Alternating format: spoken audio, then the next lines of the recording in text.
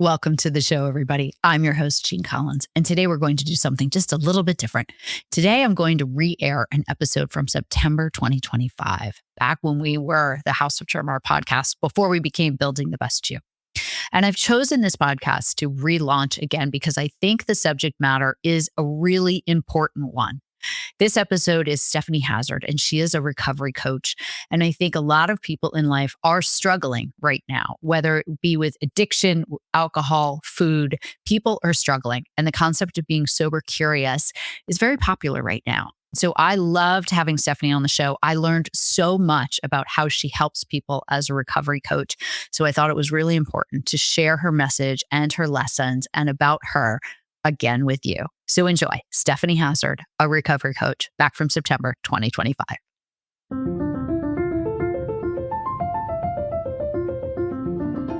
Welcome to Building the Best You, a destination for you to reimagine what is possible in your life and then create it.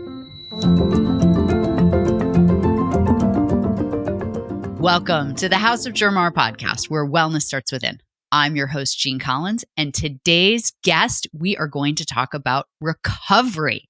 September is National Recovery Month, so we are going to talk about recovery. And I met our guest, Stephanie Hazard.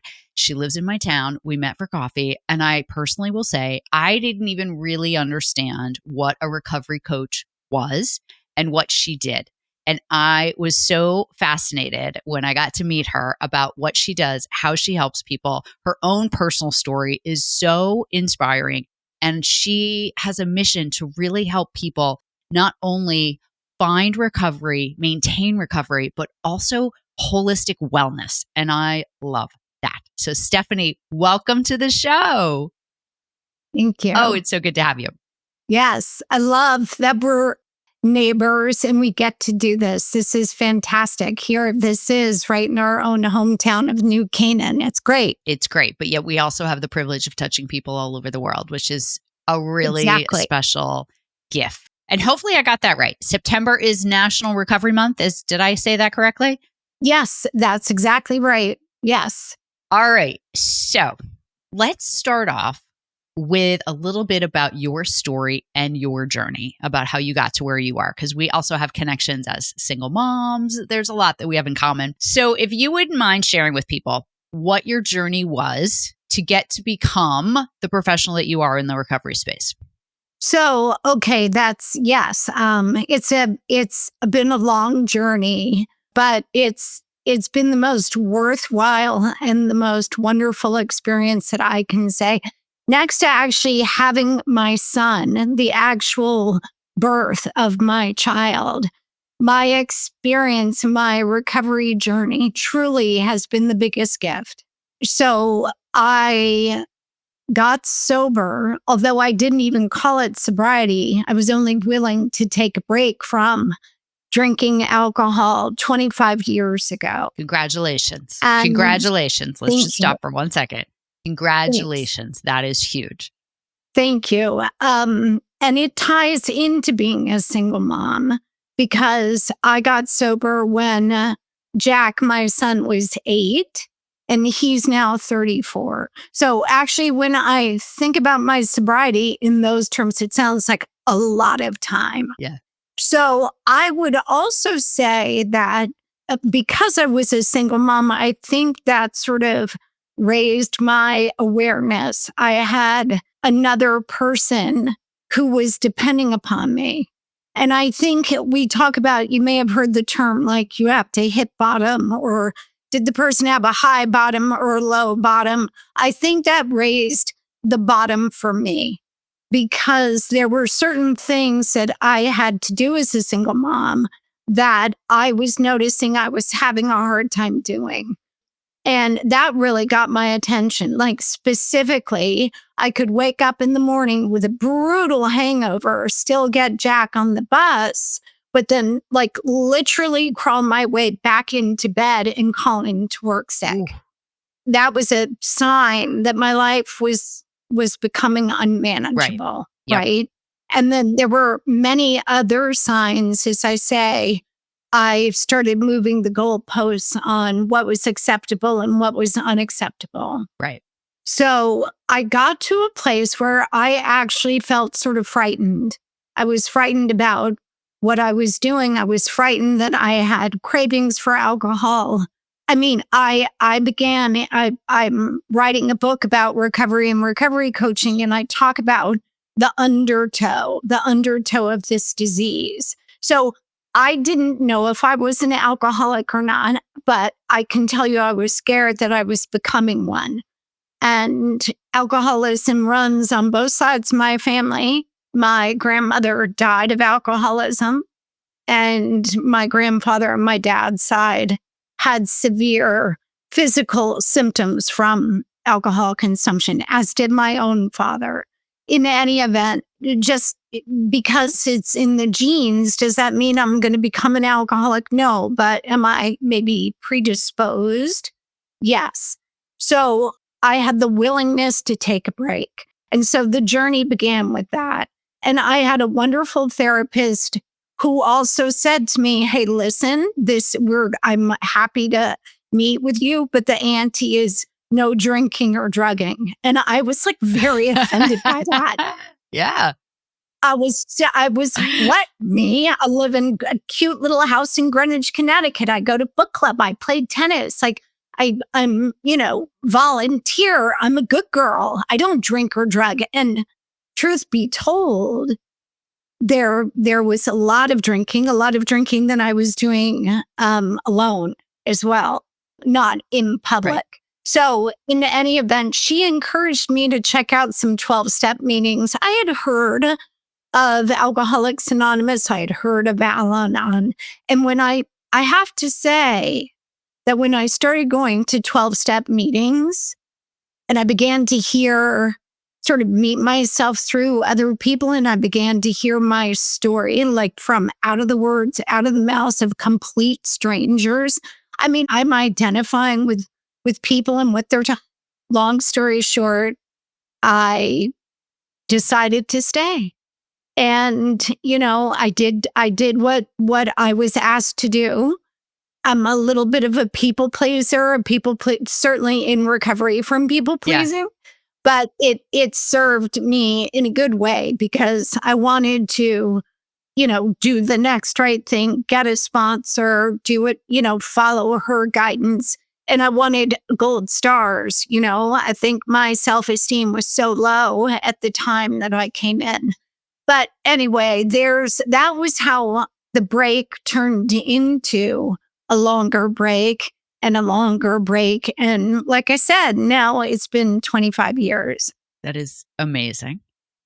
When in that journey did you decide I want to leave my corporate America job and move into actually recovery as a job?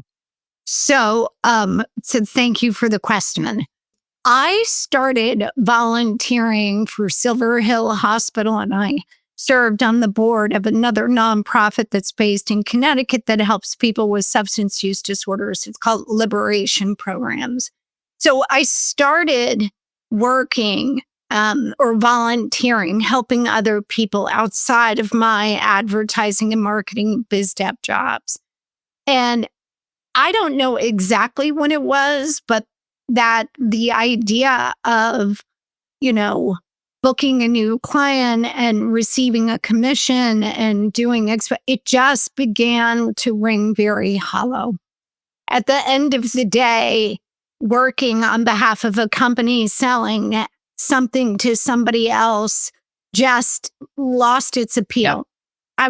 I did not feel fulfilled, but I did feel very fulfilled when I was volunteering and helping other people and actually feeling as though I was making a difference in people's lives, right? That was like, wow, that felt fantastic. There is a group in New Canaan called the Lighthouse Recovery 365. And the CEO of that company has a men's house. It's sober living. And I actually had a meeting with him, and I was talking about the idea of potentially opening up a women's house. And I was kind of giving him a hard time, like, you've got the guy thing all figured out, but what about, hello, what are you doing for, women? And he was great. He said, hey, this is something in our strategic plan, but we're not quite there yet to have a sober residence for women. So he said, but staff, I'd love for your involvement and to include you. But in the meantime, I think you would make a great coach. Truly, he planted the seed. And he said, there's a training. It's totally different from 12-step work. And I took the bait.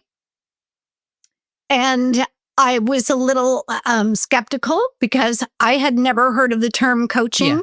I thought it sounded sort of like paid sponsorship.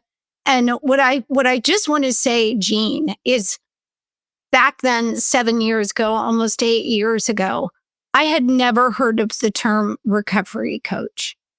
And when I went for the training, and I did the training through the Connecticut Community for Addiction Recovery, it opened up my eyes to this non-clinical support role. Right. And that is what a recovery coach is.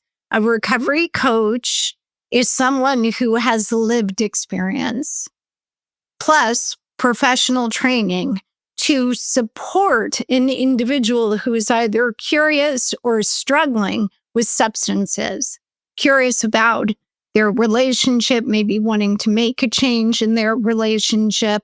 Maybe, we've heard sober curious, we've heard about people who are choosing to be alcohol free, but the coach acts as the bridge to help a person get from where they are to where they want to be. Which I love how you define that for me, because I had no idea. I'd never even heard of a recovery coach. You reached out. I'm like, what is a recovery coach? I don't really understand. Can you explain the role that you play as it relates to connecting the dots with some of the others? So if someone is in AA, for example, or someone is in Silver Hill, which is a hospital near us that helps with this, where do you come in connecting the dots between the other programs that people are involved in and the ways that you help people? Well, the coach can enter the picture at any point on the continuum of care. That's what we'll refer to it as. So there could be someone who is at Silver Hill or another treatment center, and they're getting ready to discharge home. The discharge planner, or the therapist that they are working with the individual in treatment, might suggest adding a recovery coach to the discharge treatment plan. So I might get a call, which I often do, from Silver Hill, and I'm asked to come over and meet with the client, meet with the therapist, and discuss the role of coach, so that when that person discharges home and they're about to re-engage with their life, their family, maybe even their job, I am part of the football team. Right. I'm on the team, right? And so I like to refer to that as the care team, right? So it's an integrated care team, and I'm working maybe with that person's, as I said, therapist. If they start going to 12-step meetings, I might, have a conversation with the sponsor. That's not mandatory. None of it's mandatory, but I'm there as a support beam, is that individual's ally and advocate. And I would say a best practice is when we're all singing from the same song sheet, but maybe there's somebody who hasn't gone to treatment, right? And so how does that person find a coach?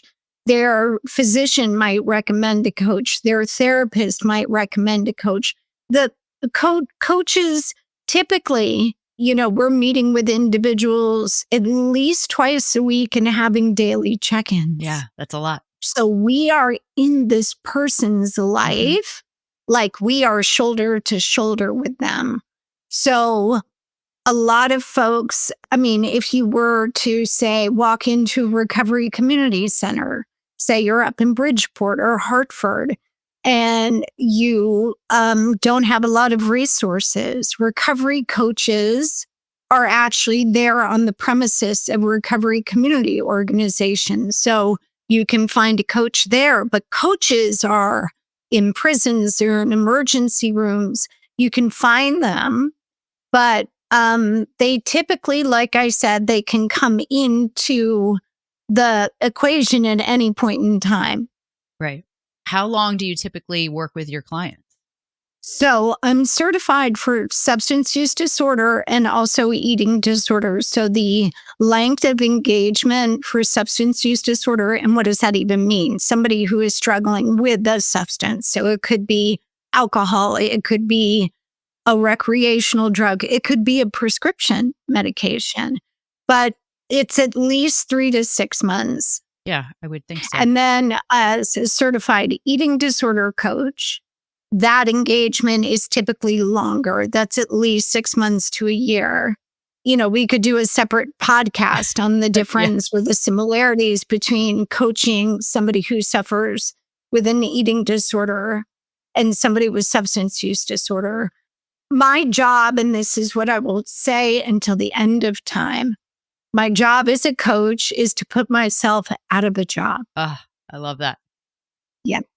So really, truly, that's to help, it's strengths-based. So I'm helping the individual build their internal recovery capital and their external recovery capital so they can go out onto the high seas of life navigating for themselves. Right. Yeah. Is there a specific, I don't know what the right word is for this, but is there a specific process or toolkit that you kind of walk people through to educate them as part of the coaching process? Such a great question. Thank you. Because sure, I think sometimes I'm shooting from the hip and I'm seeing what comes up in the moment, but there is a methodology. Okay. I, in my professional training, have been given specific tools to use with clients. Okay. And the book that I'm writing is a stand-in for me as a coach and takes the individual through my process. But it's not mine because it's an amalgamation. It's this pulls from so many different trainings that I've had and also pulls from things, tools and strategies that I used personally that worked for me. So I take individuals in the book, I take them through that methodology or through that process. So there are lots of actionable assignments. And listen, everybody's unique, but having a roadmap and some guardrails to provide some structure to help people say, okay, how do I get from where I am to where I want to be is helpful. Yes. It's helpful versus how am I ever going to get there? The mountain seems too high. Yeah. Yes. Yeah. Is it possible for you to give us an example, just to make it really practical for people, of what might be part of the initial step? Like what might be something that you actually help someone do or identify or figure out as part of the first step when they are working with you? So the very first step is actually having the individual share with me what's been working, what's not been working, and what recovery, and if the word recovery is like a bridge too far, what does wellness look like for them? Yeah. It's not my wellness, it's theirs. And I'm not here to dictate or mandate. That's not what coaching is. So the very first step is, what does recovery or wellness look like for you? Yeah. And then the next question is, and how can I help with that recovery today? Yes. And so after we have a discussion and I hear from them, maybe they want to talk about something in the past, but my focus as a coach is it's not that I won't go there with a client, but my focus is very much present day with an eye toward the future. We will then sit and use a tool called the Recovery Capital or Wellness Capital Scale. I actually ask them about 15 or 20 questions. We do it together that are designed to illustrate or illuminate how much internal and external capital they have, meaning what resources do they know about or they don't know about? What have they tried? What haven't they tried? Some people, like one of the questions is, do you spend time with people who are actively engaged in recovery and wellness? And some people are going to score that as a 5. Like I would score that as a 5 because I spend a lot of time with those people. And then you would have somebody who would score 1 because they're like, I don't know any of those people. I'm curious, but I don't know. Right. We actually take the lowest scores. Those are the ones that I am most interested in. That's where we start turning the dial first. Right. And that's where we start making some adjustments and start doing, making some changes, and where I might start making some suggestions. That makes sense. So it's, So I think a lot of people, like, they don't even know what they think about wellness or recovery until we actually pause and actually, do go through this so that they can see for themselves where they might want to, like I said, sort of turn the dial first and make some adjustments. Yeah.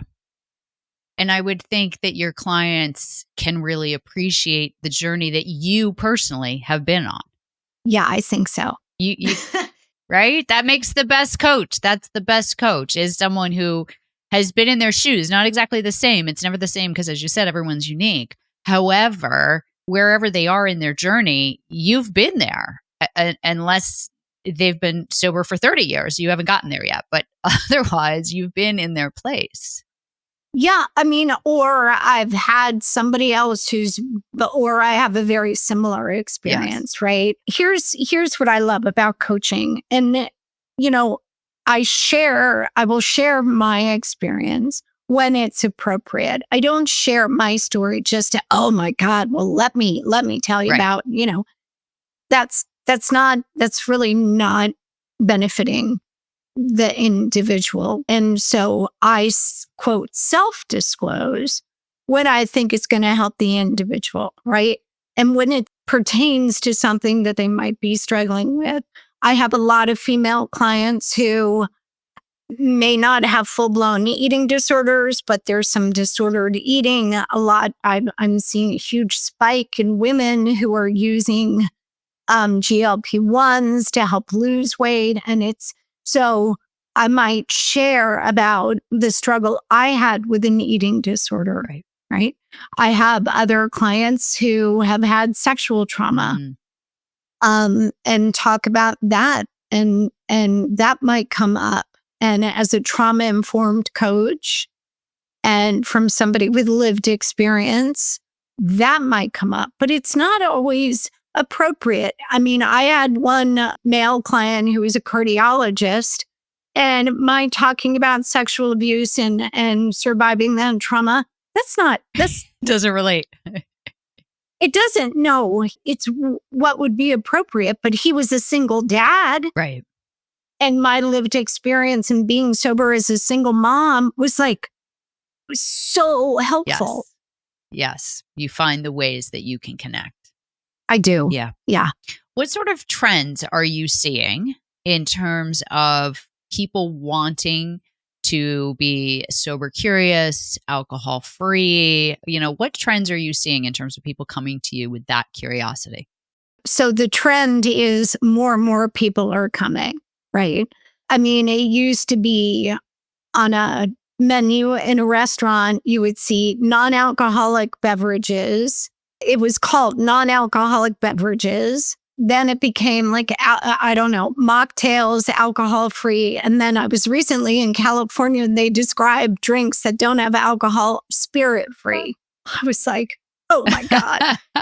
So why I bring that up is simply as an illustration that the idea of not drinking and being alcohol free has expanded, has grown exponentially. I think there are so many articles that are being written about it, and it's across the globe.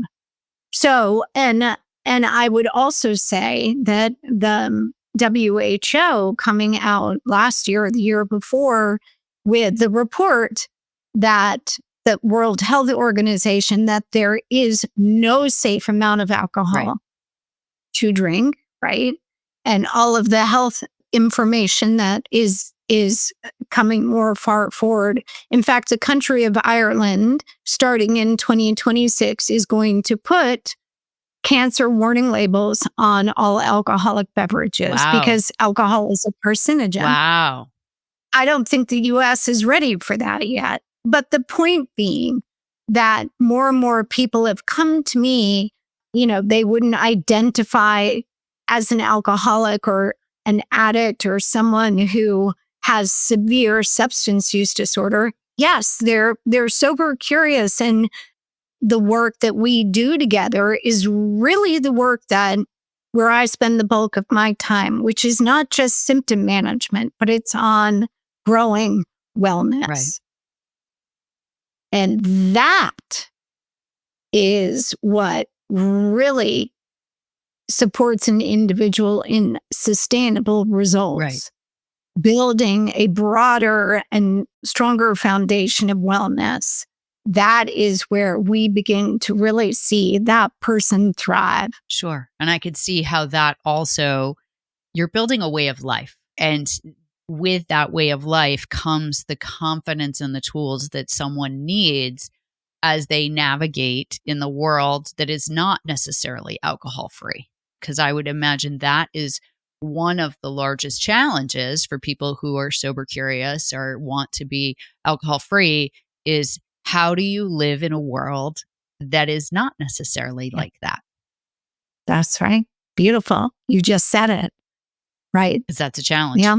But I will say, I personally know, and I was out to dinner the other day with a friend of mine who's a few years older than me, but approximately my age. And she said it is unbelievable how many people she knows now in their 50s and early 60s that don't drink anymore. And that it's becoming more and more common for a wide variety of reasons. But overall health happens to be one of them.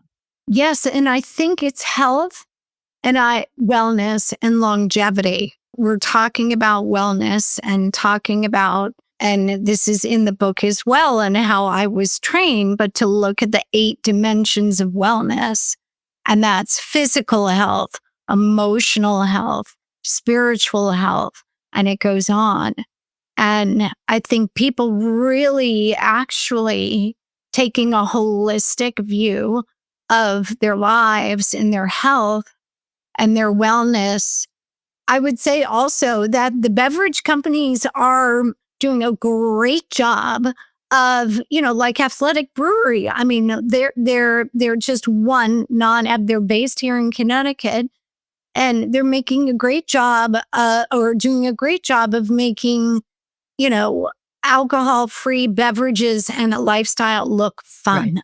I think a lot of people still are worried or think, my God, if I stop drinking, all the fun's going to stop. It's a big one.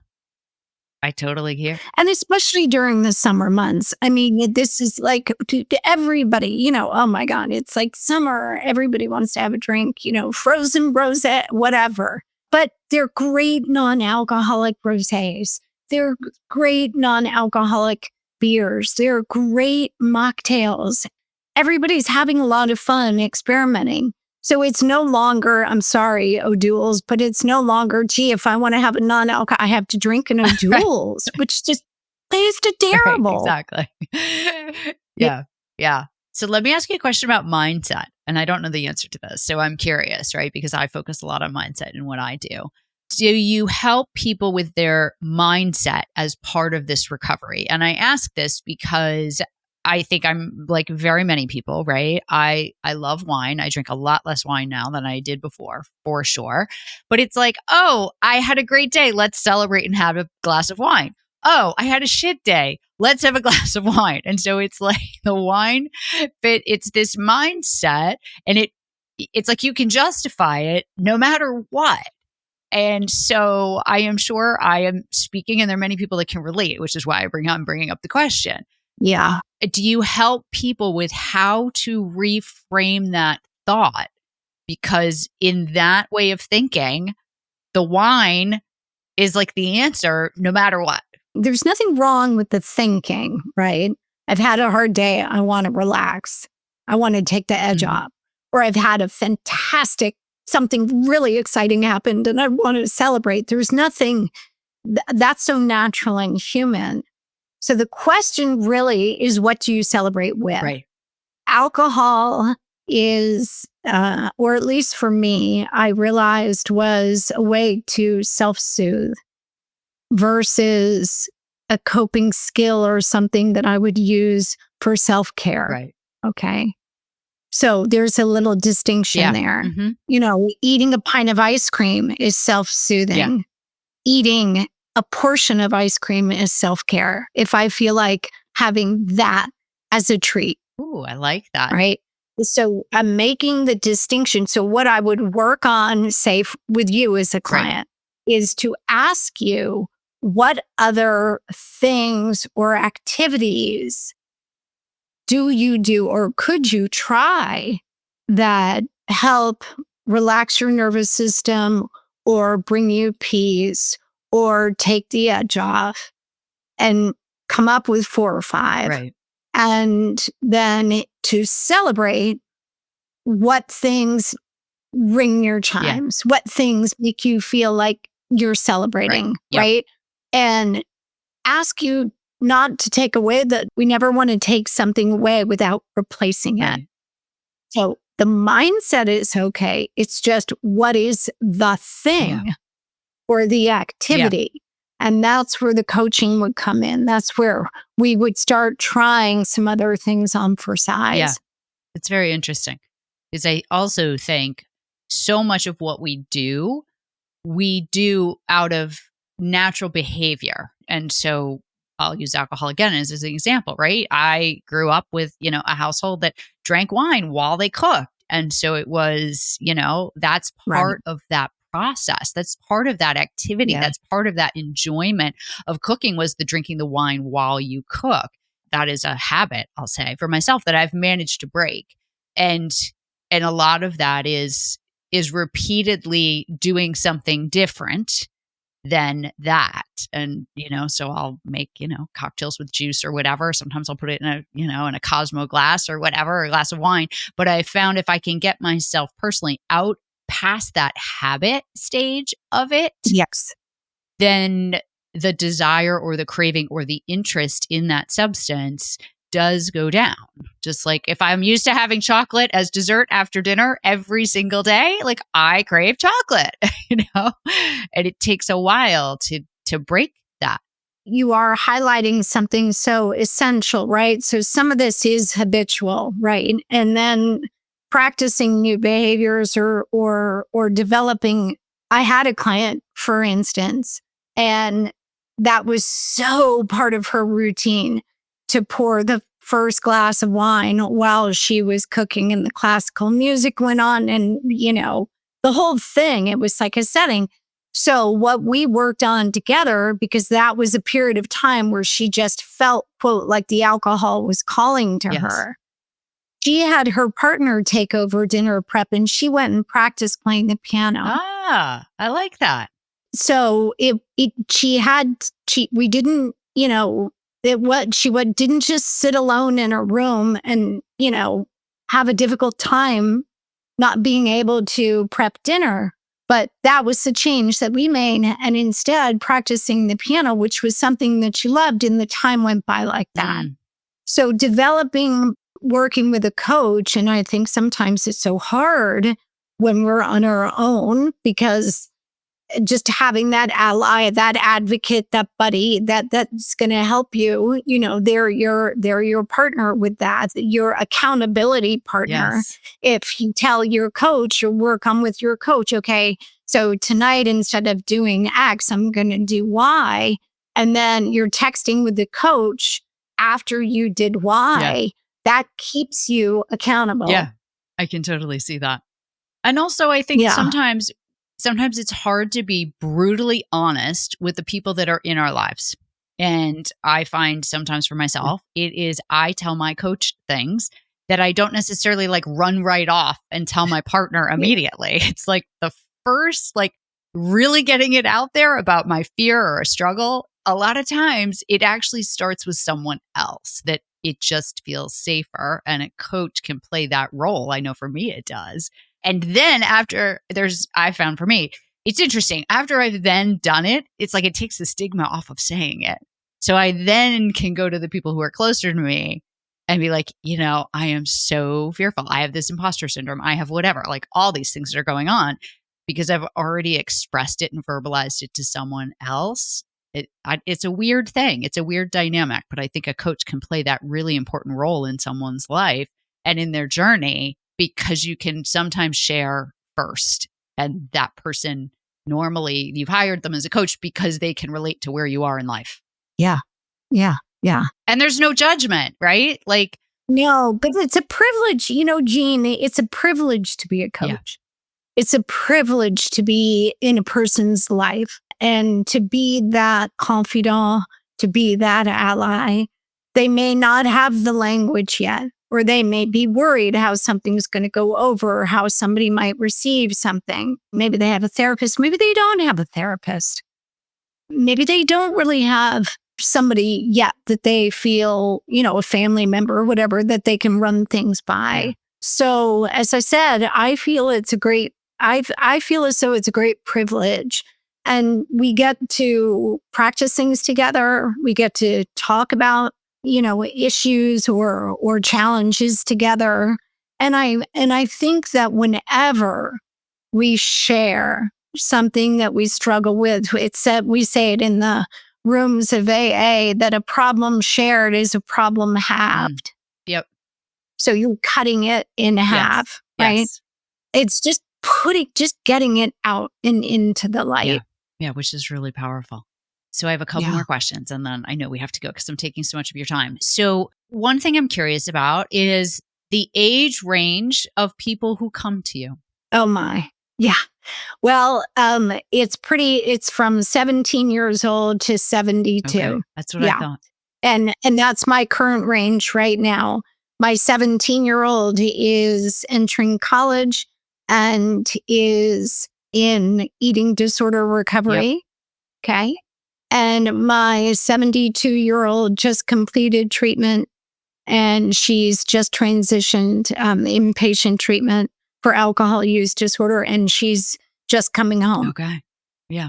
That's the gamut. And so, of course, what's so important, Jeanne, is that it's the right fit. And even it's got to be a chemistry thing. You don't have to match cards on every front, but it does have to be a good fit. And typically I meet people either in person or via Zoom so that we both can feel what that feels like. Sure, of course. Yes. Yeah. Now, not everybody lives in Connecticut that you help, correct? Right. No, I work all over the world. Yeah. That's what I thought. Yes. I just wanted to make sure, because I know in some professions you can only do it in certain states, and, there are laws about that. So in the clinical world, right? Yes. So therapists have to be licensed in certain states. I, as a recovery coach, do my certification is just that, but it does not preclude me from working in any state. So I work both in person and I also work virtually. I also work as not just a coach, but also as a companion. So I have a woman who struggles with compulsive overeating, and she lives in Wichita, Kansas. So I'm going to Wichita for a week in August and rotating with another coach living in with her to help model and practice the, if you will, recovery steps of a wellness plan and also a meal plan to help recalibrate what she's doing. So the companion work is quite intense. That's 24/7, typically living in with a client. Yeah, that's a lot. That's a lot.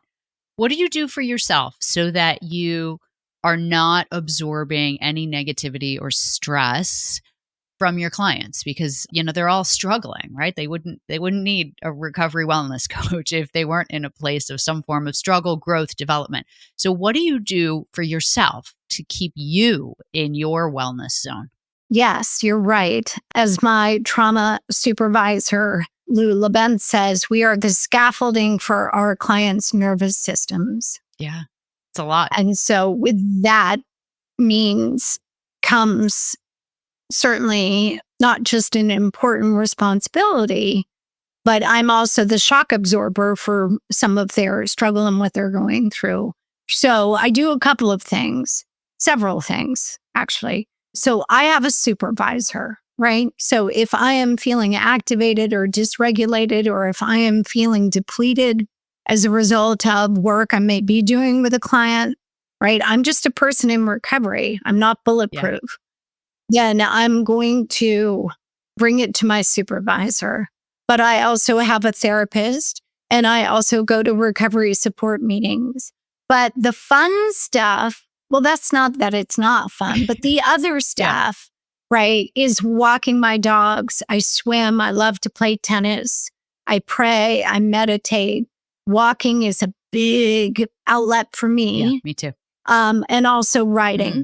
So my self-care practice has increased and developed over the years as a result of being a recovery coach. I'm all in on self-care. I have to You be. have to be. I love it, which is why you and I connect on so many levels in that sense. Yes, it's so important. And it's so important. I have to just emphasize this to everybody who's listening.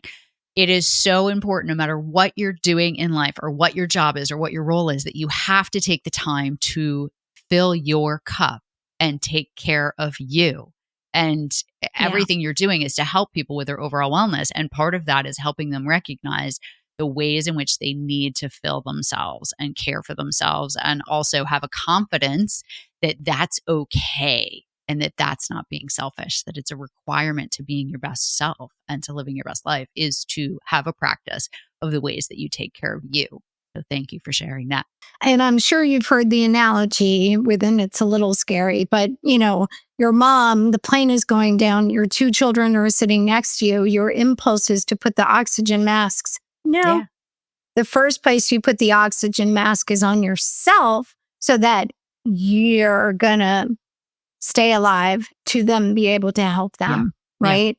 And when I got that and I realized that how important that was to really make sure that I am remaining grounded, centered, and also feeling, as you said, that my cup is full. That's rest, that's sleep, that's nutrition, that's self-care in all the departments. So I can show up and be able to have ample resources and a lot of patience and, an ability to be that listener and to be that co-regulator with somebody else. Yeah. It's a big job. Thank you for doing it. Okay, so before we run out of time, we're going to talk about books for a minute. You have a book coming out, and this is like a real book with a real publisher. Yeah. I was reading, I was like, wow, that is so impressive. How did that come about? How did you manifest and create the opportunity to write a book and have it picked up by a serious publisher? Thank you so much for asking about it. I'm super excited. The publication date is October 6, 2026. Perfect. I'm hoping that we might be able to go get it to have it be published in September, but that's up to the powers that be. I'd love to sync it up with National Recovery Month. If that's meant to happen, it'll happen of next year. But I really have to say, I've always wanted to write a book, but I credit my son with prompting me, because he was the one who said, Mom, you really should write a book about some of this stuff. Because as I was sharing with him about being a recovery coach and some of the experiences I was having, and people who've been in the most destitute of circumstances to now be living their lives in this beautiful, wonderful way, I don't take credit for that. That's their recovery. So the process started about 5 years ago. And I was on the beach in Nantucket with my son, my family, other family members, and we were hashing out what would it be like to write a book about being a recovery coach? How would I even start the process? What would it even look like? What could the chapters be like? So we were having this very spirited conversation, and it was COVID. So we were really, I think that just added to the intensity of us being together because we hadn't seen each other for 7 months. So out of the corner of my eye, this gentleman walks over. I see him walking over. And this is actually the preface of the book. And I thought, oh my God, it's the beach police. He's coming to say we're not 6 feet apart. So this gentleman, this complete stranger, comes over and he says, I couldn't help but overhear, and please forgive me, I don't mean to eavesdrop, but whatever you do, please write this book. And he said, my son, Zachary, died of a heroin overdose last summer. And had he had a recovery coach, I still get goosebumps. He might still be here. Wow. Okay. And I looked at him and we all were moved to tears. And I invited him to tell us a little bit more about his son. And he did. And he opened up and the tears came, and he told us that he had a period of recovery, and then he got engaged, and to celebrate the engagement, he picked up and he didn't make it. He overdosed accidentally. And so I got my marching orders from a complete stranger. And I turned to a friend of mine who's a literary agent. She's a dear friend from the school I went to in New York City. And I said, Jane, do you think this has legs? Do you think this has any, do you think I could move forward with this in a meaningful way? And she was my ally. Yeah. And she said, keep going, keep going, keep going. And after 3.5 years of working on the book proposal, she signed me. I love it. And she pitched it to multiple publishers, and we were offered a book deal February this year. That's amazing. Congratulations. That is. Thanks. I have to say it's been a labor of love. Yeah. It is not for the faint of heart writing a book. It is not. No, and you've written a book. I know, but so yes, it's not. It's not for the faint of heart, but it's a powerful thing to be able to do it. Yeah. And yours really has the power to help a lot of people. So thank you for that. Yeah. Okay. So before we go, obviously, we will talk about your book. Your book will be linked in the show notes when it comes out. We'll link that it's coming, all of that in the show notes so that everyone will know. But I also like to ask my guests to recommend a book that has impacted them personally or professionally that they think the listeners should read. So what book would you like to recommend?